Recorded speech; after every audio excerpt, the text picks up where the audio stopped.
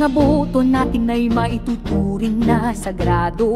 Dito nakasalalay ang susunod na kabanata ng bansa. Ito'y pakaiingatan at huwag basta-basta ipamimigay. Huwag magpapalinlang at huwag pagkaperahan ang barya-baryang inilalagay sa iyong mga palad.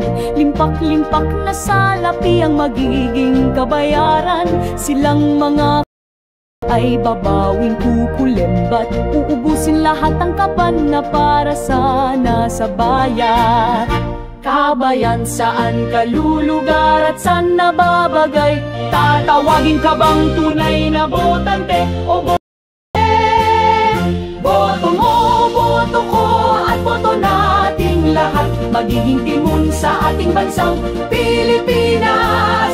Iboto ang mambabatas at hindi mangbubutas, tagapanday ng batas, hindi suwain sa batas, tunay na maglilingkod at hindi tatalikod.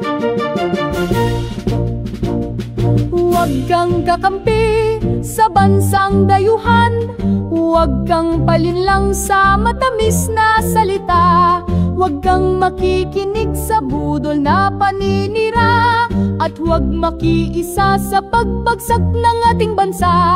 Kabayan, saan ka lulugar at saan nababagay?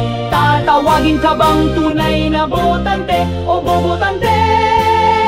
Boto mo, boto ko at boto nating lahat, magiging timon sa ating bansang Pilipinas.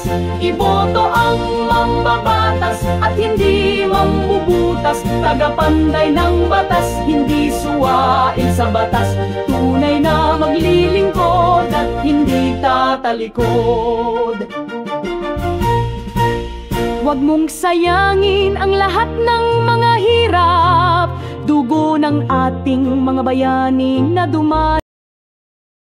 Naging tapat at itinaya ang kanilang buhay para sa kalayaan mo at kalayaan nating lahat.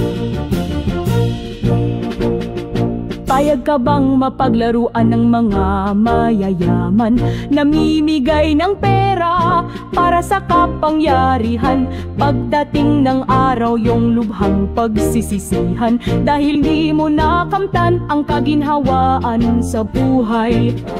Kabayan, saan ka lulugar at saan nababagay? Tatawagin ka bang botante o bobotante?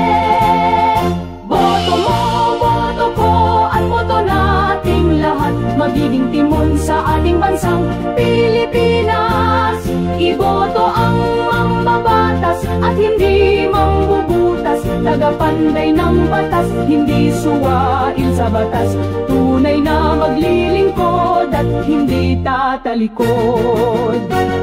Maging tunay na botante at huwag bobotante para sa kapakanan ng bansa.